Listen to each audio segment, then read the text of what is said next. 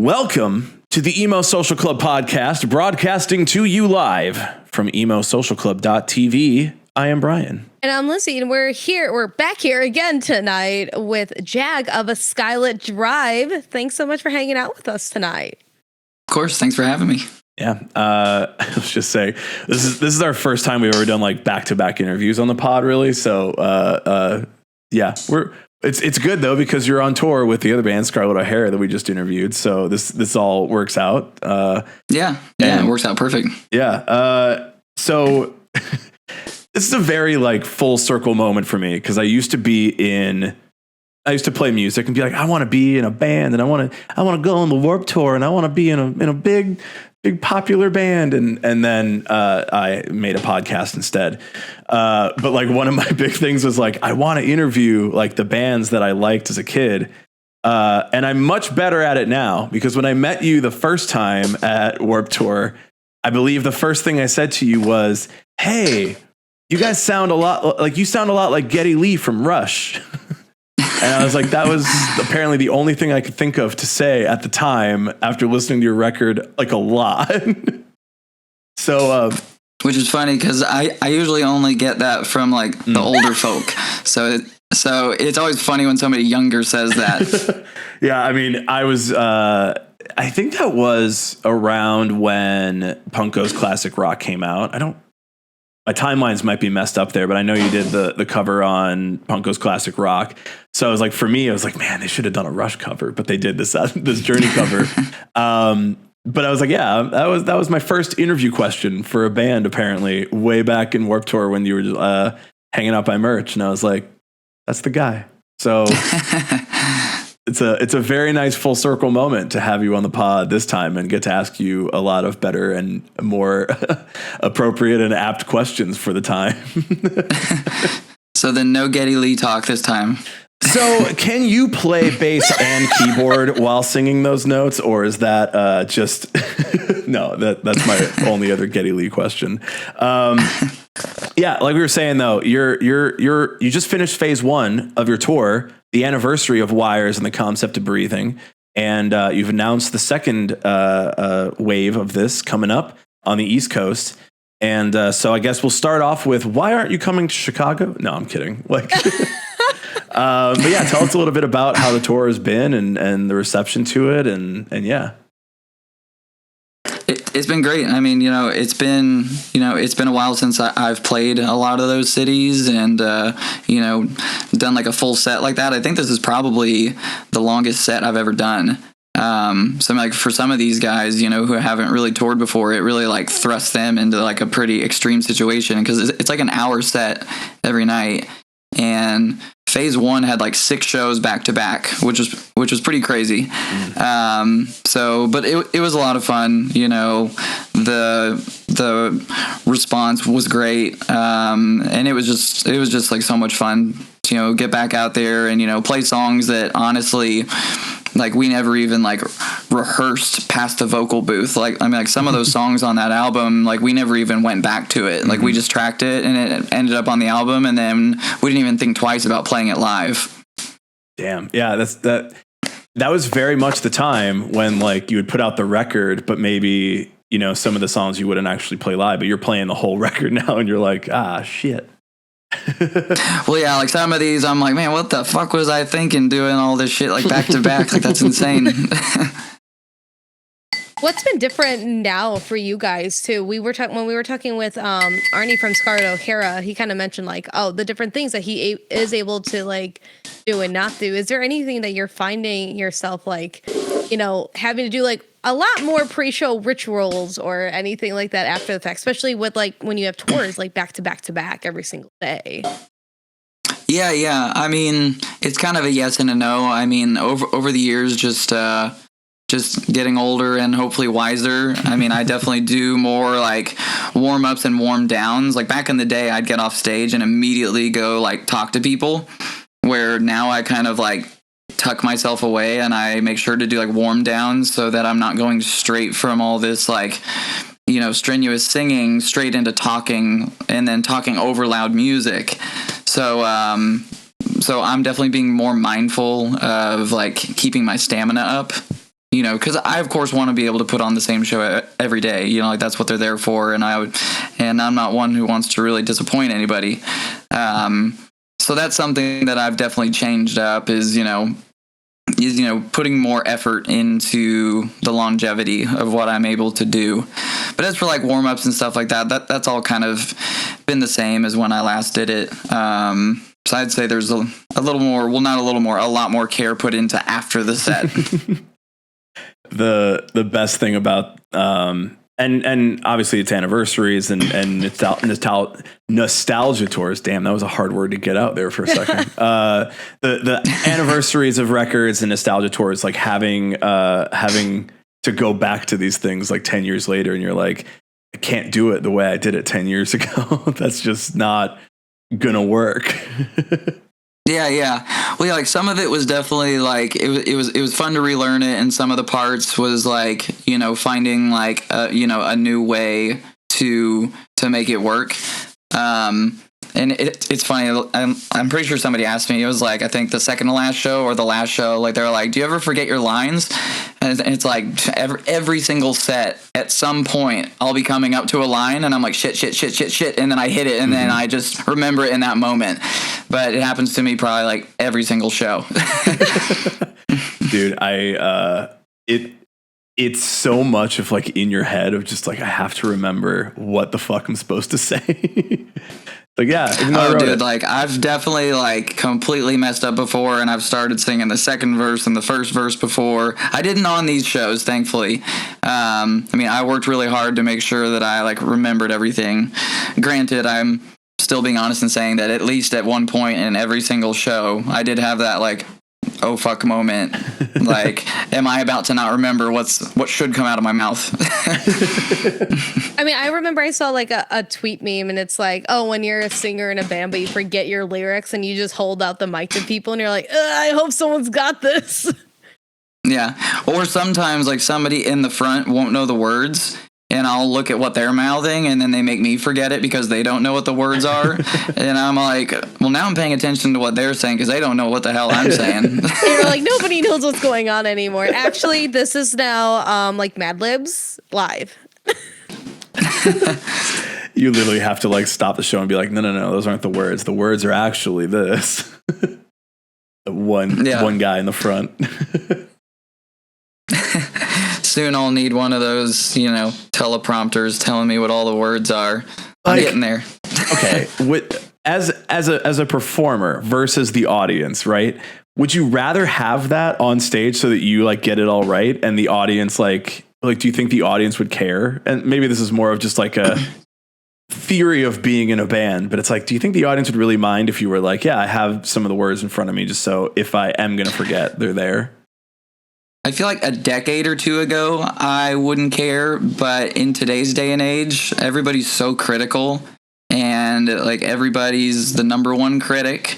So in today's day and age, I would avoid it as long as I can, because people will find anything to knock you down. Like, they'll find any little thing. You could put on the best performance. They're like, man, what's up with his shoes? Those are fucking stupid. It's like, come on, man. It's like, I'm just trying to live and be comfortable. What do you want from me? Yeah. Well, it's not like I'm getting up there with like New Balances on or anything. I'm still trying. No shade if you did. Absolutely no shade if you did. Like, I'm a big advocate for Crocs. I'm wearing them right now. I'm comfy as shit. And I would definitely, if no one said anything about me wearing them on stage, I would wear them on stage.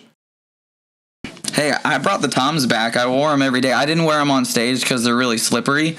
Actually, one of the shows, I was actually running and sliding around during sound check because of how slippery the stage was. I wouldn't actually wear them on stage, but all the moments that I was off stage, I wore them. Just gotta know when to be comfy 24/7. I keep like slippers at my office, so like when I just don't feel like wearing my shoes anymore, I'm like, well, now I'm comfy. Who's gonna say anything? No one. Yeah, I've got about like 3 or 4 different pairs of shoes like by my desk. It all just depends on my mood and what I'm about to do.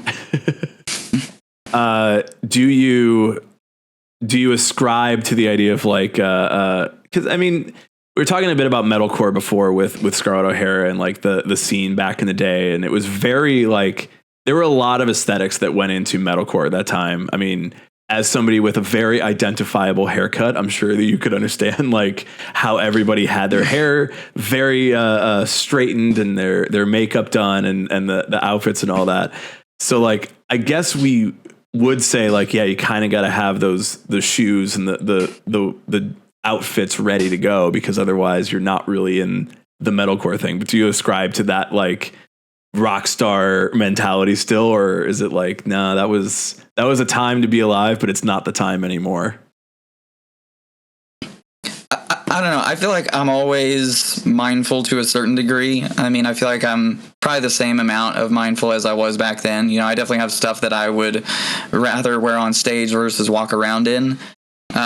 Like I've literally had the exact same pair of boots ever since 2007. I've had to put new soles on them like 6 times, and like I can put my finger all the way through the inside to the out on certain sides of them. But they're like my favorite boots. I haven't found anything better, and like those are what I always wear on stage. And like they've probably been in like every single music video we've ever done. Would be my guess.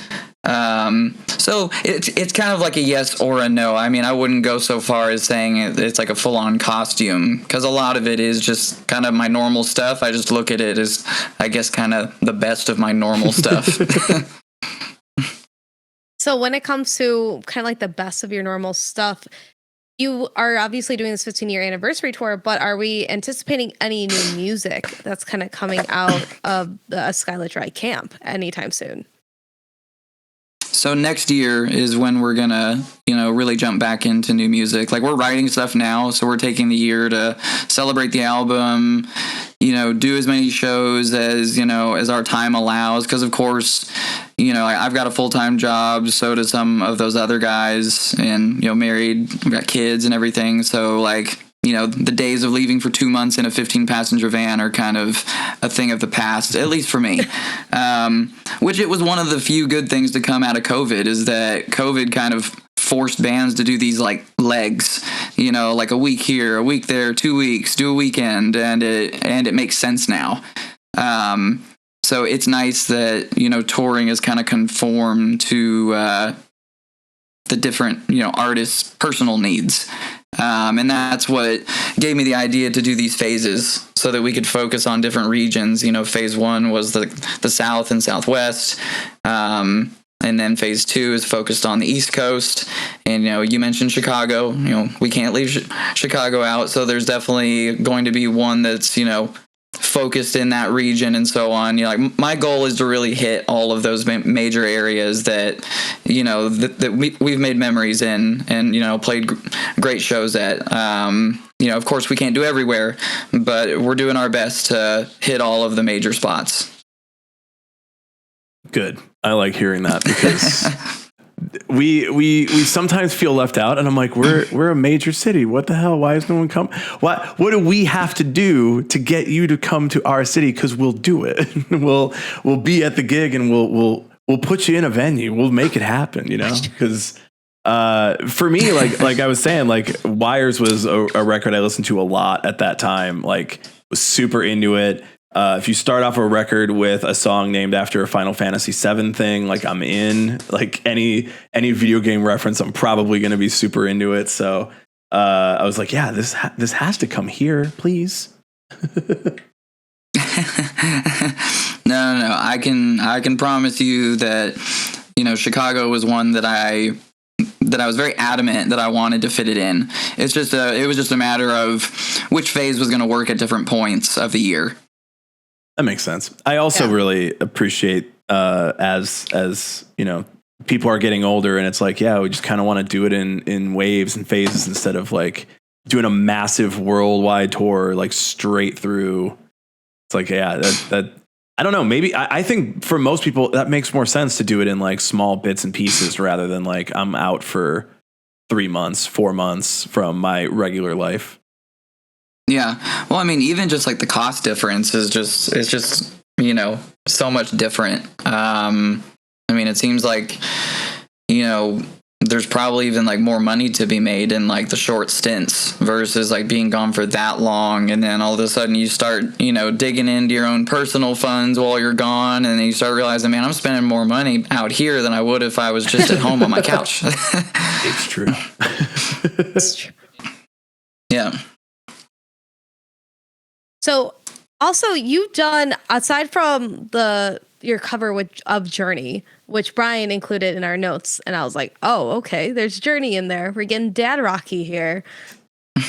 You also did a cover of Love the Way You Lie too, which was more my high school time experience. This is going to give you the age difference between us, where I'm like, hey, you sound like Geddy Lee, and I really like that Journey cover. And she's like, Love You Way You Lie. That's a great cover. Thanks for doing that.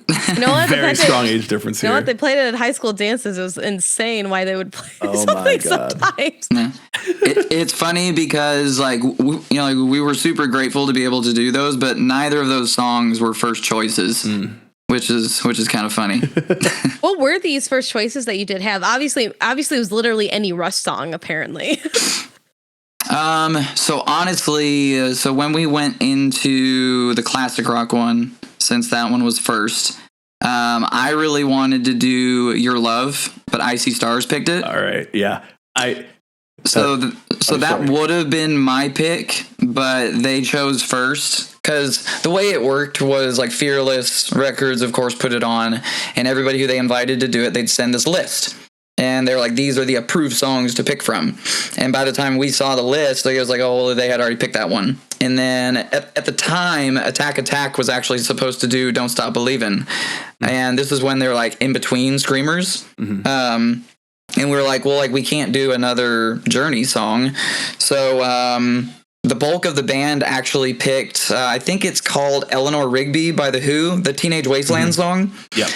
And we're sitting there listening to it, and I'm like, there's almost no singing in this song. Like, I was like, we're not animals as leaders. Like, like we're like a band that has like vocals and everything. And I was like, it's a cool song.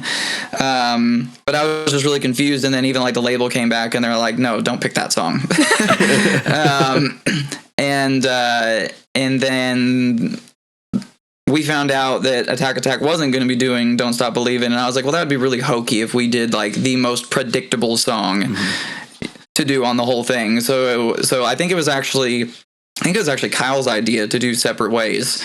And it wasn't on the list, but we asked them and they were like, yeah, sure, whatever. And then on Punk Goes Pop, I really wanted to do, it was a song by Train. I can't remember. Was it the Purple Scion one? No. It's a song that's like, she got hit by a purple scion. No. It was one of their softer songs. It starts with like a ukulele, I think. Hey, Soul Sister. I don't know why I'm thinking there you go. Yeah. Oh my God. Someone in the chat just said what I wanted you to say, which was Drops of Jupiter, which is one of the greatest songs ever written. But no. Like, so then we were leaning towards that Train song, and then like, we kind of saw the opportunity to take a challenge and saw Love the Way You Lie on the list. And it was like, I don't know how the hell we're going to do this, but let's just go for it. And like, we went into the studio with zero idea how we were going to do this song and make it singing and screaming and us. But like sitting down with the producer that we ended up working with on it, like he had a lot of really good ideas that opened our minds into like how we can bring melodies into verses that really didn't have very many melodies. It was all rapping. So, but it was a lot of fun doing both of those. It's funny that you mentioned the Icy Stars cover, because I was actually in the studio with the producer who was doing that song with Icy Stars while they were like, and he's like played it for me, and I'm like, oh, okay, cool. So that's just really like interesting that you're like, yeah, that's the one I would have done. Yeah, that is 100%. I saw that they picked it, and I was like, shit. Yeah.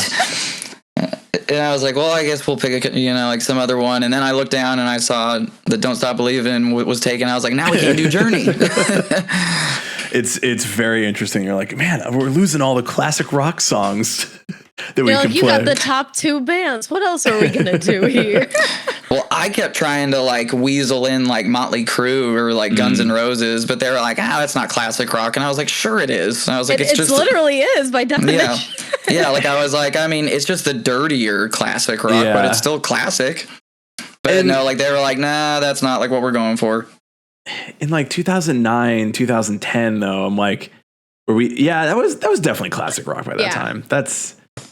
Then I'm like, okay, well, that was like, 20 years maybe ish from then. So now we're at like 15 years on Wires. So that means you have 5 more years until Skylit Drive is a classic rock band. Yeah. Or dad rock. As was claimed before, which I always thought dad rock was more of like Nickelback type stuff. I think now we've entered to where Nickelback and other things like that are dad rock. I said that to my boss the other day, and I was like, oh yeah, he's talking about I think we were actually talking about Journey or something. I was like, yeah, I never got into the dad rock like that. And I was talking about Third Eye Blind, and he's like, well, that's dad rock now. And I'm like, yeah, but not for me. I'm not a dad. That I do not accept. That I do not accept Third Eye Blind as dad rock. I always like the term butt rock. So. Butt rock is so good. It's phenomenal. Bring butt rock back. Well, butt rock is coming back. Yeah. So when is the next Skylit Drive butt rock cover song coming out? I don't know. I guess this is a whole new conversation I got to take back to the team. Punk goes butt rock. We're putting it together. You have first choice of any song. Yeah. As long as it's... Oh, man. I kept pushing so hard. Because we were on Fearless at the time. So I was like pitching them all kinds of ideas. I was like, we can do Punk Goes Disney. We can do Punk Goes Country. And they were all like, that's too much like Punk Goes Pop. And I was like, no, it's not. It's Punk Goes Country, not Punk Goes Pop. And like, so look at how everybody else just like took that on and started doing it after, because it was like really popular. Everybody liked it. Yeah, but I was like, hell, I'd totally pick a Rascal Flatts song any day. I forget where is the band from? Where did you start the band from? Or yeah. So everybody's really scattered. So I'm in Texas. Okay. One guitarist is in SoCal. Another's in Philly, and then the drummer kind of splits his time between New York and Oregon. Okay. So yeah, everybody's like, close your eyes and then throw a dart. You'll land somewhere close to one of us. So it's very easy to get everybody together to practice, because you got to fly in, and that's what you're here for. Oh, super easy. It's not expensive at all. You would never think. And I mean, like, you're in a band. It pays so much money too, like. The good thing is that it's a really, really talented group. I'm not talking about me. I'm talking about them. Is that like we rehearse like 2 days back to back. Like everybody flies out here and like stays at my house and everything, and we all grill out and have fun.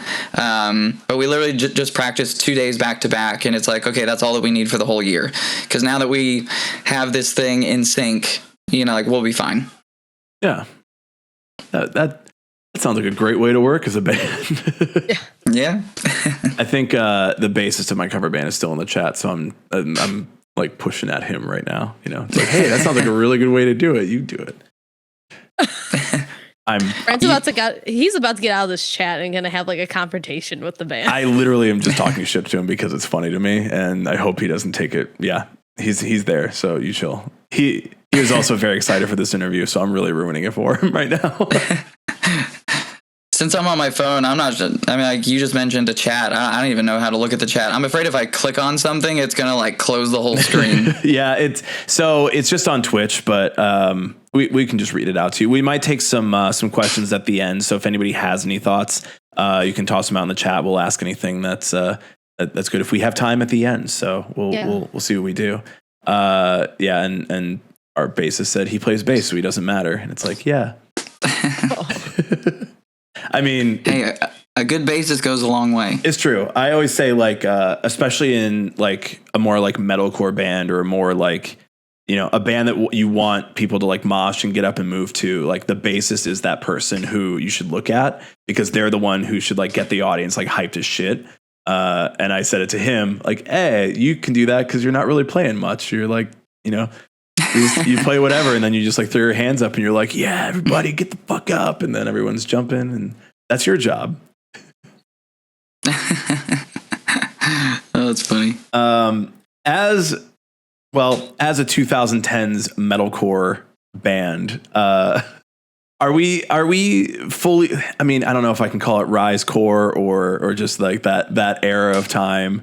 Sturgis core came up, where it's just like, yeah, it's like a lot of these bands from that time, and I know there's been like a massive emo resurgence, a massive pop punk resurgence.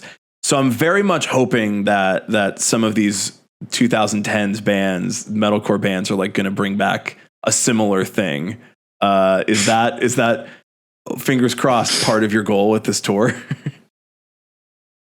I mean, honestly, like really my goal with this tour was just, I guess I could have thought about it as for like a springboard into something else, which, like we already had our plans to, continue new music and everything, but I just really wanted to do something that the band, never did before. We've never done an album front to back. And I felt like the one album that was really fitting for that would be Wires. I mean, I feel like it's what really gave us our footing and kind of put us in, like whatever spot we were going to, live in this scene. And it's kind of the album that everyone always goes back to. Like, it's like, well, you put out this album, how does it compare to that one? You put out this one, how does it compare to that one? And so it really seemed like, like the perfect one to do that for. Because I had some fans ask if we were going to do it for like Adelphia. And I was like, we'll probably throw in like a couple songs. And I was like, but, Wires was something else for this band. Like Wires was, kind of, like the cannon firing of the whole thing. Now that you had this like kind of place to kind of jump off from, when you're going out to these shows, like what's the general like reception? Because again, we have this resurgence coming back out. What has like been like the general like reception from it? Because again, like I have friends who listen to you in high school all the time because I was in like that weird little scene, and I have told them, I was like, oh yeah, I'm interviewing like a Skylit Drive, and they were like, what? No way. I'm like, yeah, here we are. They're back. Were you unaware? So how's the general reception been, especially for like fans who maybe haven't listened to you guys in like, 10 or 15 years? I mean, it's honestly, kind of like blew away all of my expectations. I really didn't know what to think going into it. I was just so excited about doing it and like the challenge behind it. So I didn't really know what to expect going into it, but I genuinely will say that every single show completely like blew my mind. Like I was like, that's so great that, this album from 15 years ago is, like so special to this many people that they're coming out, being 15 years older. And if they hurt any, like I hurt after moving like that, then, bless their hearts. 'Cause I probably wouldn't do it. So, I mean, it's been really cool to, get to relive certain things. Because, of course, some of these songs were, staples in our set. Like, I don't think that we ever played a show without Wires or without All It Takes. I don't think ever. Like, ever since the album came out and even before it came out. So, it's even fun to be able to kind of relive, playing those songs again, as those ones were, always kind of like crowd favorites. But then some songs like My Disease was always like a personal favorite of mine that we rarely played live. I think we played it on like one tour. But, honing it in now and like, having more of all of the like programming locked in so that it can sound more like the record. And that's just kind of the changing of times, it's so much more convenient now to like make a complete set versus like back then everything was so raw, and like if you were playing to like clicks or anything, the drummer probably had like an iPod or something that he was plugged into, and he's back there twisting the dial and everything. And whereas like nowadays it really seems like bands in this scene have really like wised up, and even just like the resources that we have are just like completely beyond like what it used to be. So like that also helped kind of, bring this to life, is like more of the technology like that's available to us nowadays. on the technology point, have you seen like kids who may have found the band through like TikTok or Spotify, and like these are kids who probably never got to see it when the album came out 15 years ago, who are like, yeah, I love this. Like they're like, I didn't listen to it at the time because I was like 4 or 5, and now they're like, yeah, I'm really glad that you guys are playing this record because now I finally get to hear you guys play these songs. Yeah. Well, while that's not a very good excuse, because I've seen 4-year-olds with phones. True. Why isn't this 4-year-old hardcore by now? Like, what the hell? Come get on. the 4-year-old in the pit, bro. Get your priorities straight, kid. But no, so like every night I made it a point because, you know, I really wanted to see like who had seen the band before and who were newcomers. And honestly, it was almost always like a 50-50. You know, of like people who had never gone to our shows before and were finally now, you know, able to, versus, you know, people who had seen us in the past.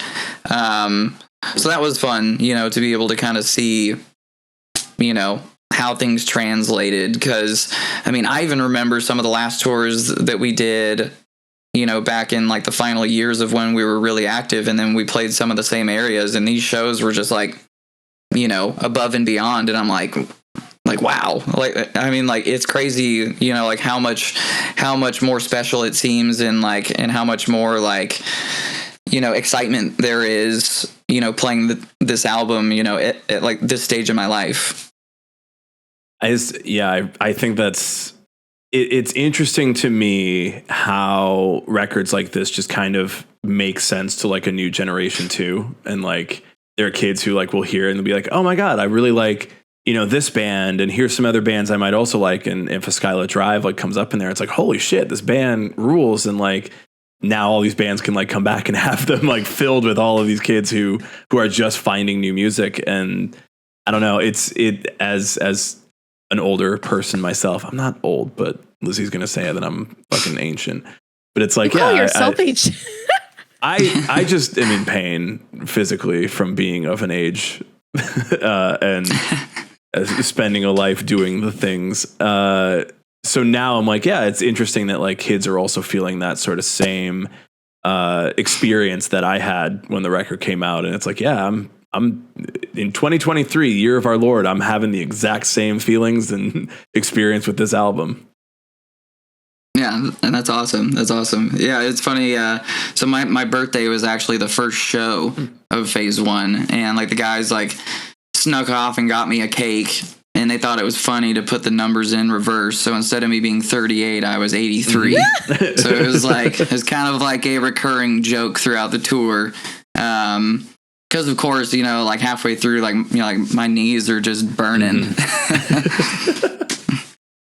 You're like, wow, it's time for the knee replacement. Let's go. I know. Who's gonna pay for that? You got to be out there. Is like, I know Dave Grohl has done it where he's played in a chair, and then, but he borrowed that chair from some. Axl did it. That's right. Yeah. So you can be, you know, a Skylit Drive is on tour. I'm coming out in a chair because, goddamn, this is hard. I'll have that, and then I'll have my feet propped up on my teleprompter. Yeah. There you go. It all comes together. And you're gonna be in your and you're gonna be wearing your comfiest shoes, you're gonna be in the Toms, everyone's gonna be like, what's going on here? And you're gonna be like, I wanna see you fucking kill someone in this pit right now. And you're just sitting here like, I'm having a great time. All of a sudden, like the lazy boy I'm sitting in, I just start driving it around the stage. It's got a little motor and wheels on it.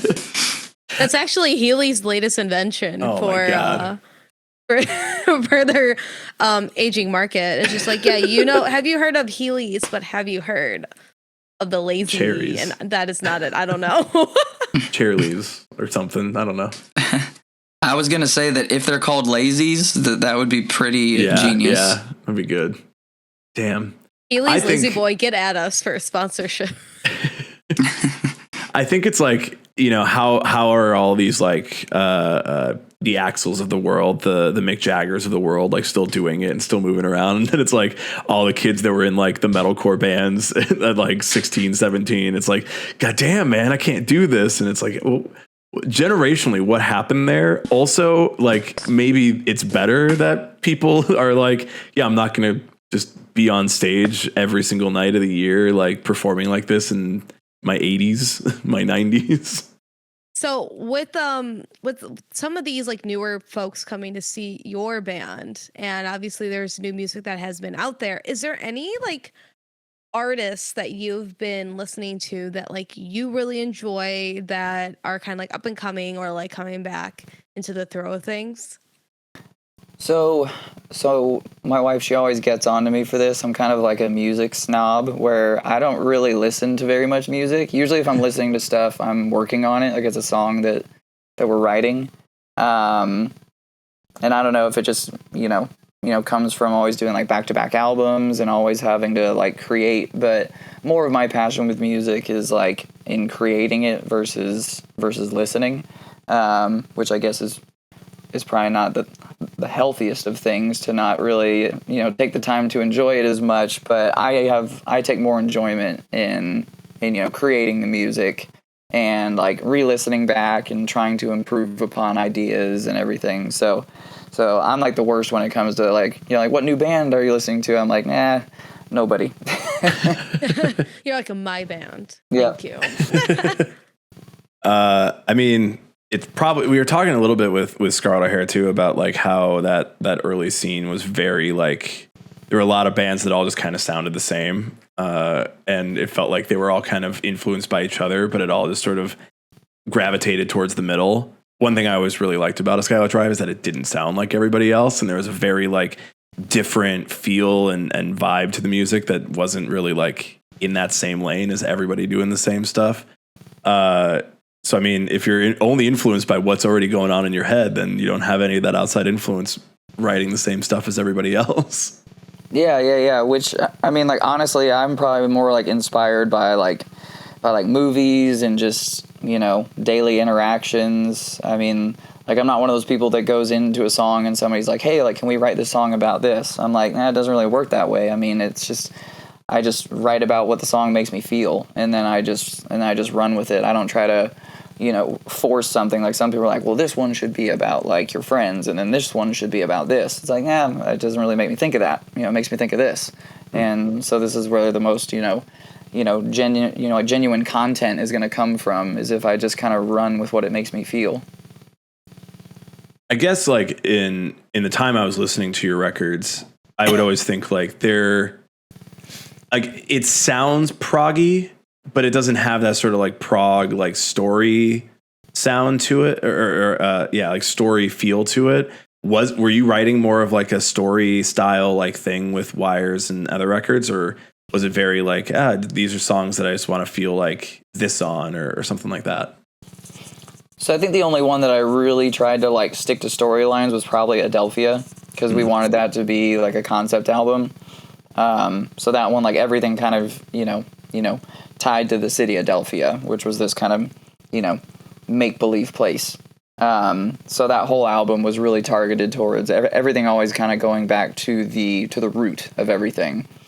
Whereas like really everything else I've done, I just kind of followed that same mold of, I don't know what I'm going to write about until I sit there and I really start to think about it. And sometimes, like the melody comes first and you've got silly words that aren't cool at all, and like, I mean, I have countless voice memos in my phone where I've like, like tucked away into a closet or something because I think of something, and then I just, go and I just sing it falsetto, and then I, name it whatever like the working title of the song is, so that I can go back to it later, because sometimes if I don't do that, then I won't, remember what I thought of earlier that day.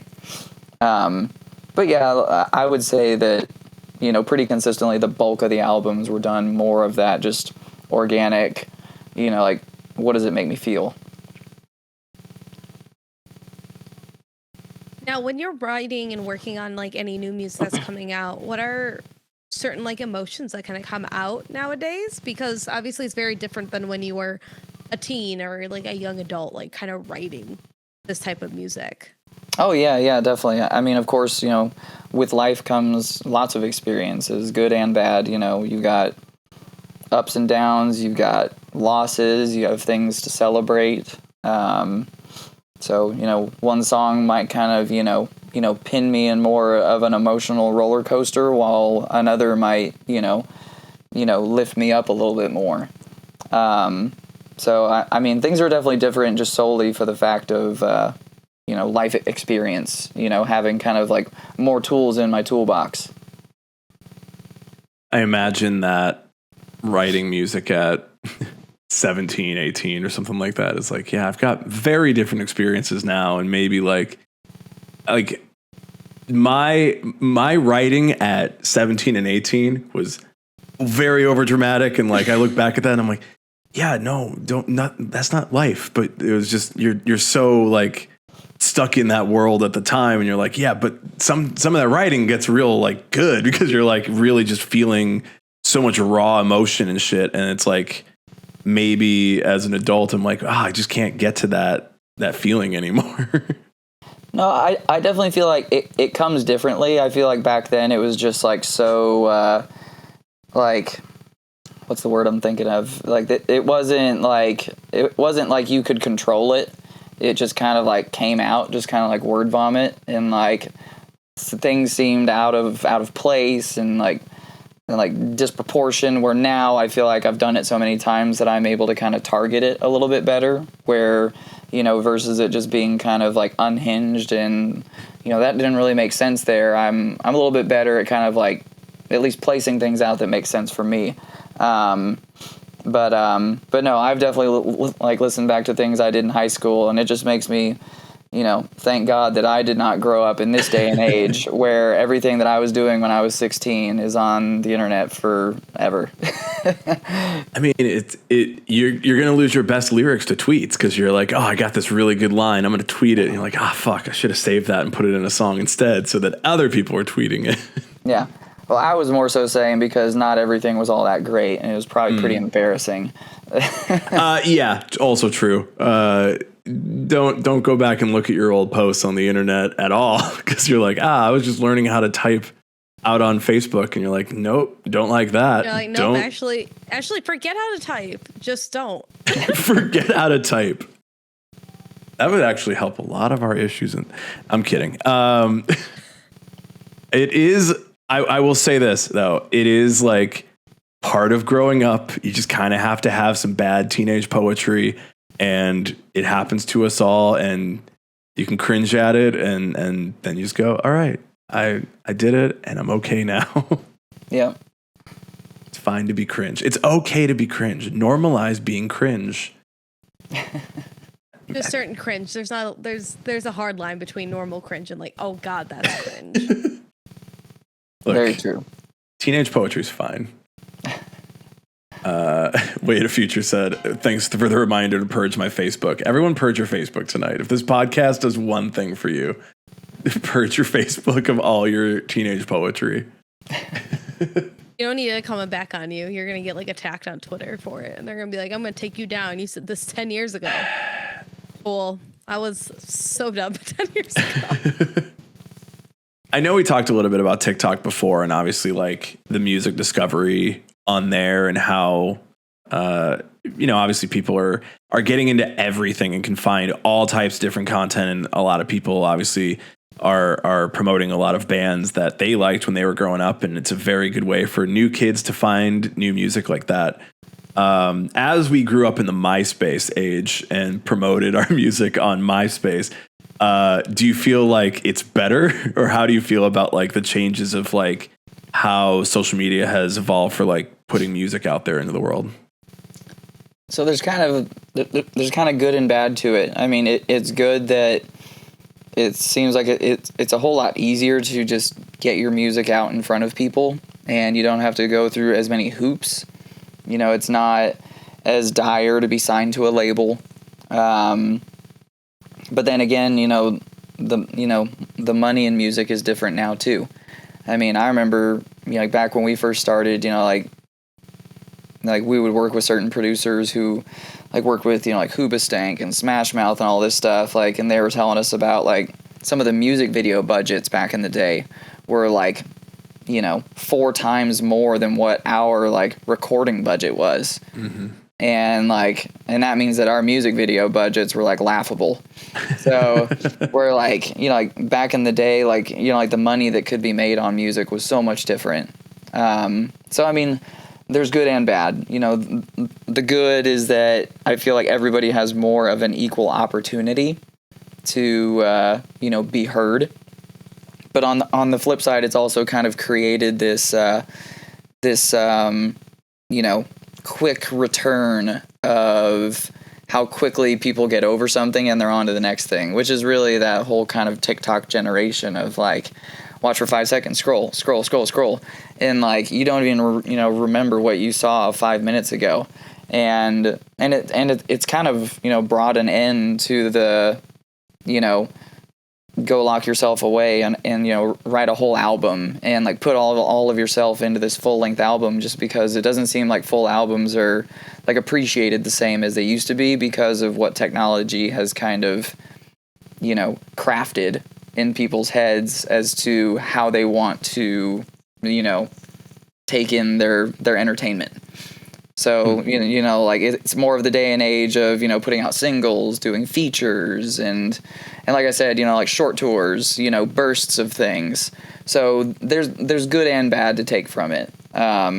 So I can't say that it's either or means more, but it's definitely been something to adapt to.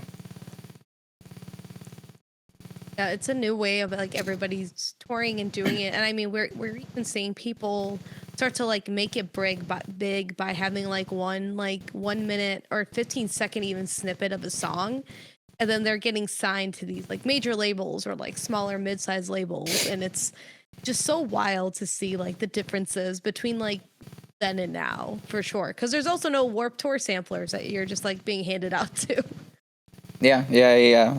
I mean, TikTok, Instagram. I would definitely say those over Facebook as being platforms where it seems like artists are, being given their opportunity. I'm just really curious to see kind of the longevity of things because, like we've seen apps like this, come and go. So I'm kind of curious, how cemented TikTok is into, what's gonna, stand the test.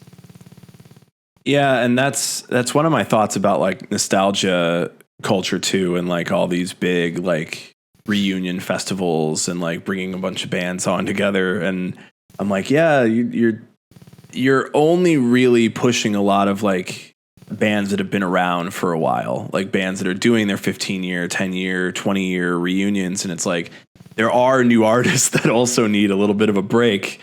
And you're not really finding space in that for those artists.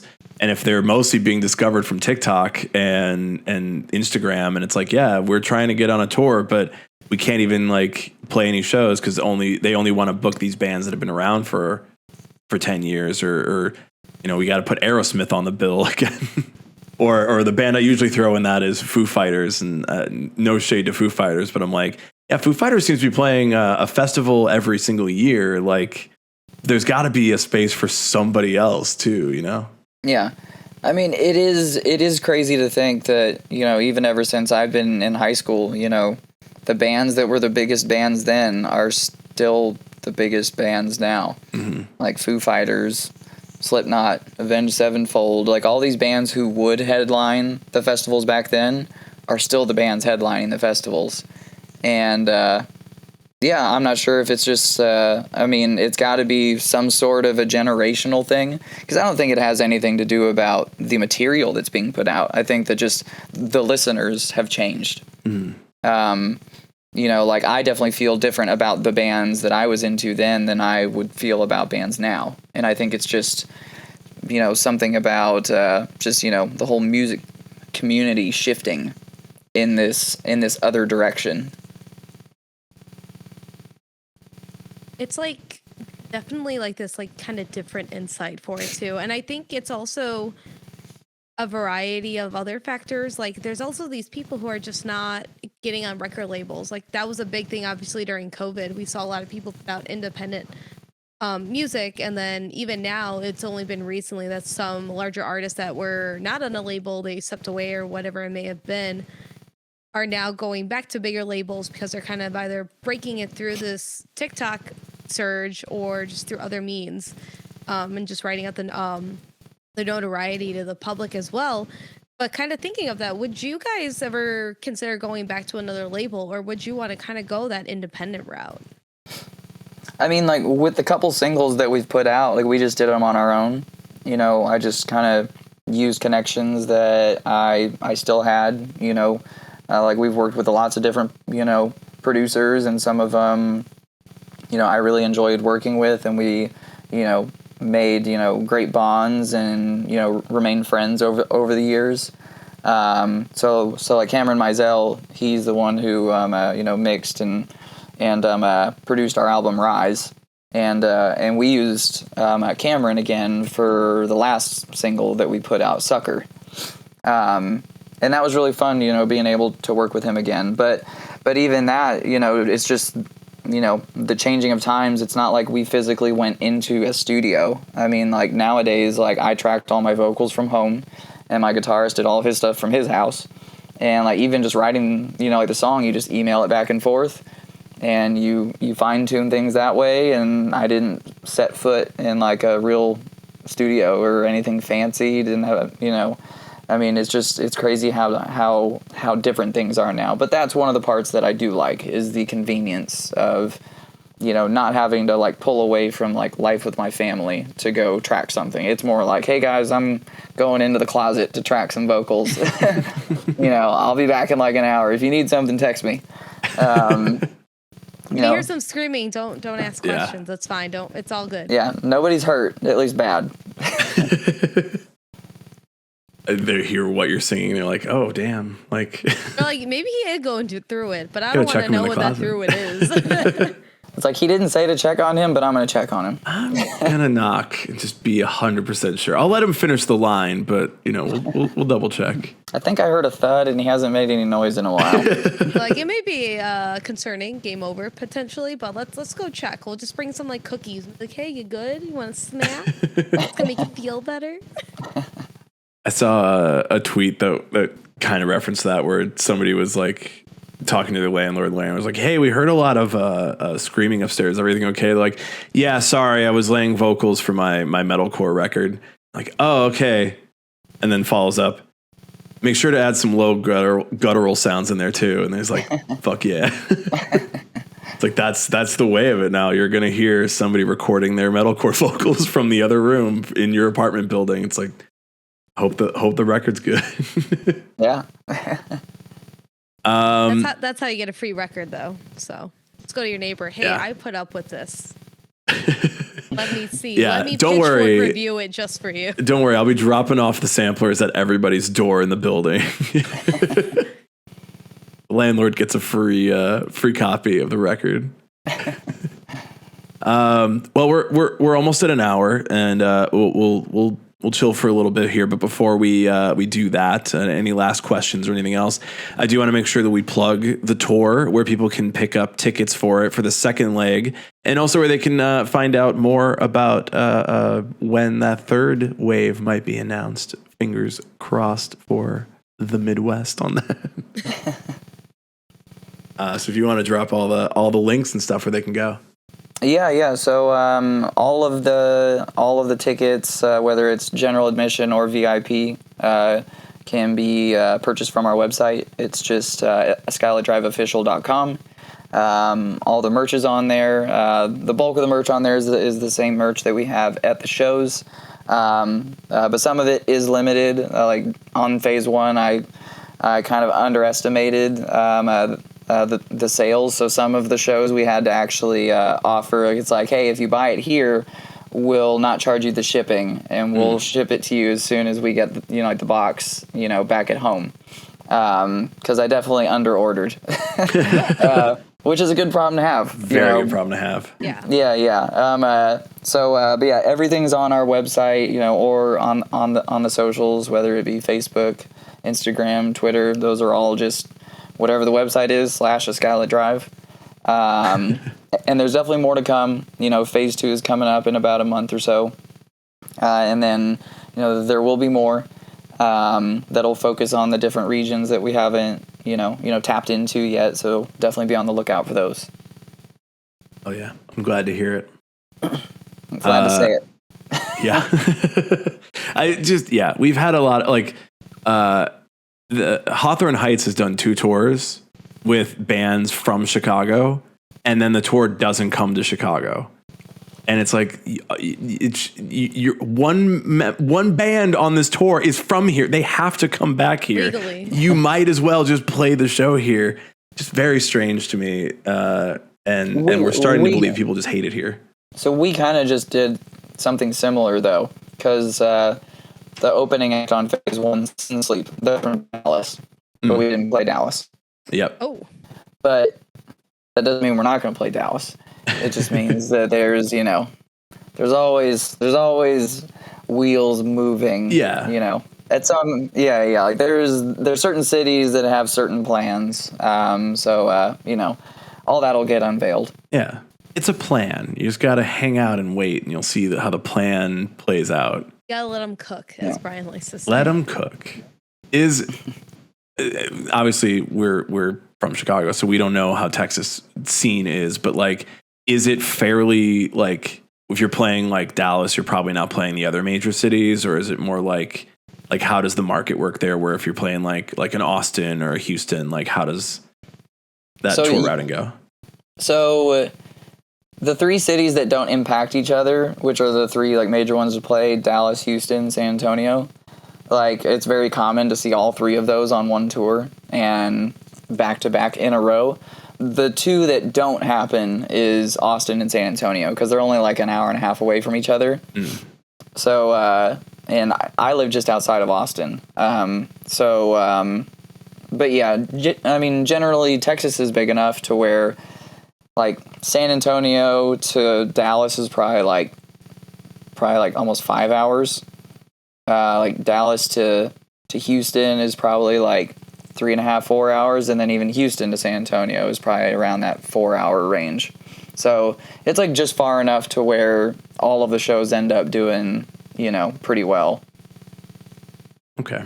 We were saying right before we started recording, these states are getting too big nowadays. We got to shrink these states down, because Chicago is like close to Milwaukee, I guess, but we still think of it as like another state away, even though it's like an hour and a half, 2-hour drive. But it's like, if somebody's playing Milwaukee, sometimes they won't play Chicago. They'll be like, just drive up to Wisconsin. We're like, no, we're not going to do that. You come to play down the street from me, or I'm not coming to the show.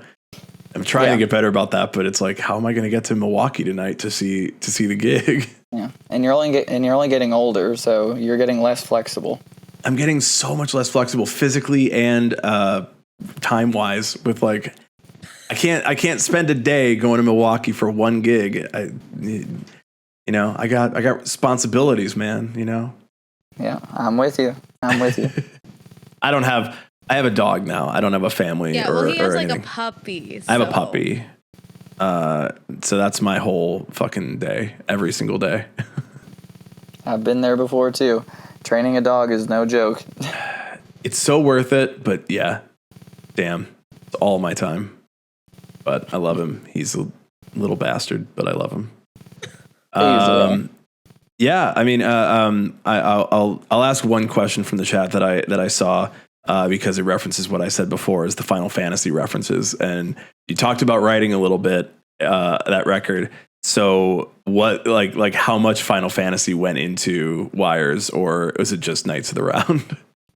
Well, it's funny because it wasn't really like intentional as like we're gonna do this much. I think it was one of those things where like we were watching lots of different movies, and a couple of the guys were playing that game, and if we kind of felt like we were in like a lurch or something, maybe to get a little bit of inspiration, we just kind of read through things and just kind of try to find any kind of inspiration.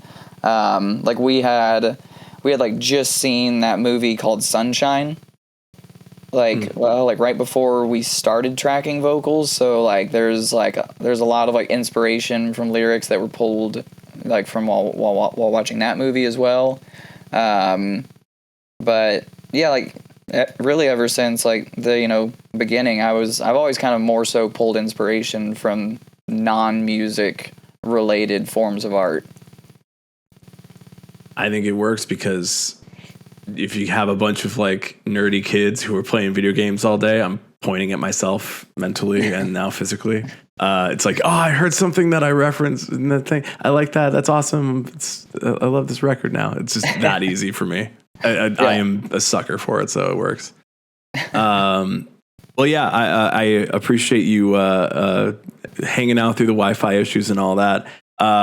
We'll go ahead and we'll wrap the recording here, but thank you to everybody who joined us, and obviously if you have not gone to see any of the legs of the tour that are coming to your area, make sure you pick up tickets, go to the website, go to the show, listen to Wires if you haven't, and listen to the new music as well.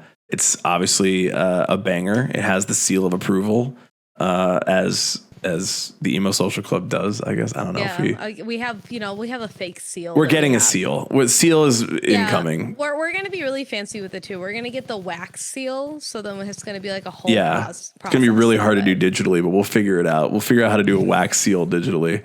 But yeah, in the meantime, Jag, this is it's incredible to have you on. So thank you so much for being on the podcast. Yeah. Thank you guys so much for having me. This was fun.